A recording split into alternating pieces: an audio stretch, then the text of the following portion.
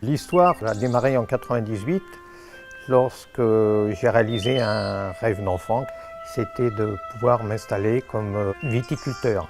Le Clos l'Enveige est une propriété de 12 hectares. C'est un domaine qui est planté avec 7 hectares de vignes, essentiellement sur des raisins blancs, sémillon et muscadelle. Nous avons plus de 50% de très vieilles vignes qui sont pour certaines centenaires. Une des particularités du Clos l'Enveige, c'est que nous bénéficions d'une des meilleures expositions de l'appellation puisque nous sommes sur les coteaux de Montbazillac. Un terroir, c'est quoi? C'est ça, c'est la lecture d'homme à un moment donné sur un millésime et sur un sol, où il y a une vraie expression d'un raisin sur un terroir, sur un environnement, sur une climato, et c'est ça qui prime. Au Clos l'Enveige, nous avons pour habitude de vendanger de manière assez sélective, puisque tous les ans, nous effectuons entre 3 à 4 passages dans les rangs pour les vendanges.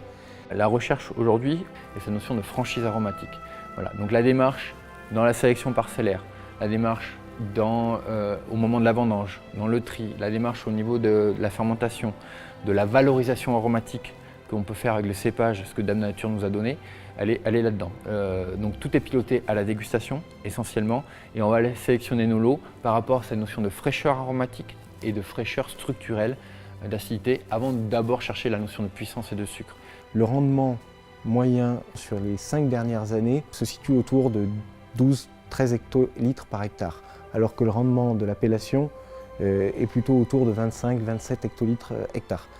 Nous produisons une cuvée qui est la cuvée Henri IV, qui a donc gagné le concours des vins de Montbazillac.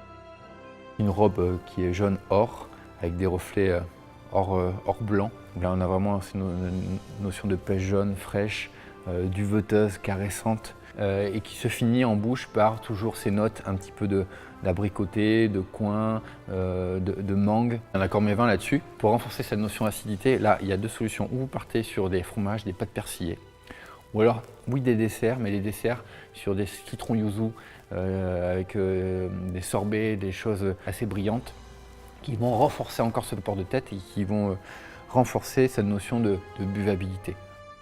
C'est le fleuron de nos vins. Nous avons pour objectif de produire l'exception en Montbazillac.